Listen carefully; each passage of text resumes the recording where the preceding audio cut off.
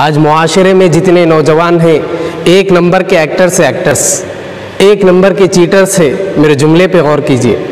شادی سے پہلے تو کہتے شادی سنت کے مطابق کرنا ہے، پھر شادی کے بعد جا کے پوچھو ارے کیا ہوا یار، پرسوں تو بیان سنے تھے، پھر کئی گولیے جہیز کیا بولتے، بچی والے خوشی سے دے دیے ماں نہیں سنے، جھوٹ نہیں۔ ارے تم مرد ہو، تمہاری چلتی شادی میں تم یہ نہیں کہہ سکتے تھے میری شادی میرے رسول اللہ صلی اللہ علیہ وسلم کے طریقے پہ ہوگی۔ گھر میں چھوٹا بچہ بیٹھ کے پانی پیا، ماں باپ خوش ہو جاتے، بچہ رسول اللہ صلی اللہ علیہ وسلم کے سنت پہ چل رہا۔ یہی بچہ جوان ہو کر چہرے پہ داڑھی سجا لیا، ماں باپ کی خوشی آسمان پہ رہتی۔ بچہ بچپن میں سنت پہ عمل کرا، وہی بچہ جوان ہو کر رسول اللہ صلی اللہ علیہ وسلم کی سنت پہ عمل کر رہا۔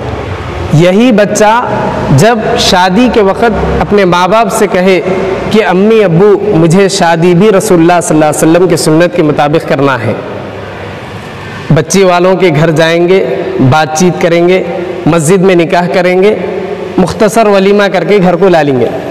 دیکھیے آپ یہ جملہ بول کر قیامت کھڑی ہو جاتی، باپ بولتا ارے اپن نا کتنے لوگوں کے دعوتوں میں جا کے کھانا کھا کے آئے، ہم دعوت نہیں کریں گے، معاشرہ کیا بولیں گا؟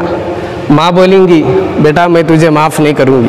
آپ یہ جملہ بول کر دیکھیے، ان المبذرین کانوا اخوان الشیاطین۔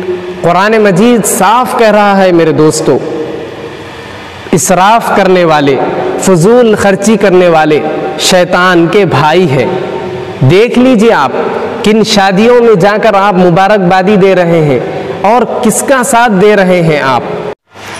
رقعے پہ تو لکھتے ہیں النکاح من سنتی، رقعے کے اندر کے سارے معاملات شادی شروع ہونے سے لے کر ختم ہونے تک کوئی عمل، کوئی طریقہ دور دور تک رسول اللہ صلی اللہ علیہ وسلم کا طریقہ نہیں رہتا۔ دیکھ لیجئے آپ فیصلہ کر لیجئے آپ کس کا ساتھ دے رہے ہیں اور آپ کن شادیوں میں جا کر ان کی ہمت افزائی کر رہے ہیں، ان کو مبارکباد دے رہے ہیں۔